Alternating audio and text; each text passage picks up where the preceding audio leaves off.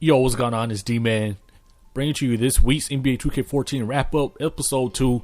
Obviously, the first thing I want to talk about is crew mode, because 2K finally announced that crew mode is coming back.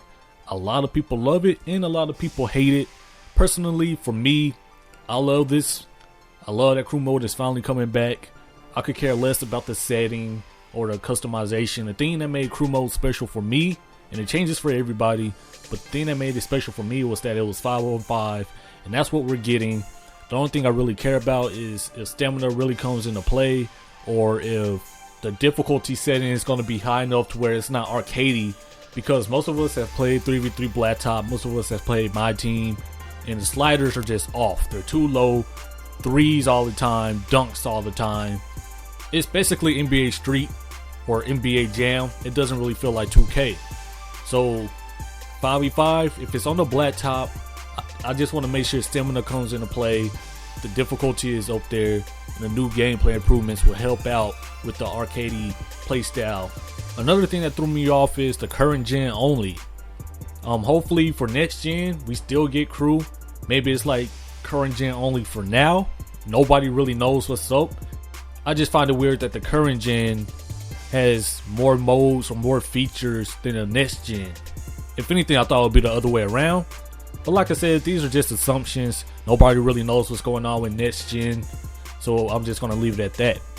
The next thing I want to talk about is flashy passes. 2K released a screenshot of LeBron doing a nice no-look pass, saying that the no-look passes and the flashy passes are way better in 2K14.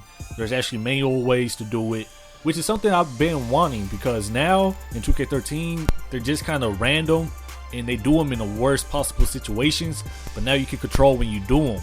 So now on fast breaks you can do a flashy pass, or maybe on pick and rolls also. And it's also going to be fun in crew or team up, whatever you play, to just throw fancy passes on the fast break. It just adds more realism to the game, especially if you're using somebody like Rondo or Chris Paul. It's just a fun addition to NBA 2K. Now the last thing I want to talk about real quick is that 2K did release all their features for the current gen version of NBA 2K14. I'm not going to go over everything. I'll leave the Facebook link down in the description below. You can take a look just in case you miss it. But they did include new gameplay features, general gameplay improvements, offensive controls improvement, defensive improvements, and returning modes and features. So it's a pretty good read if you're really into 2K like I am. And that's going to wrap up this episode of the 2K14 wrap up.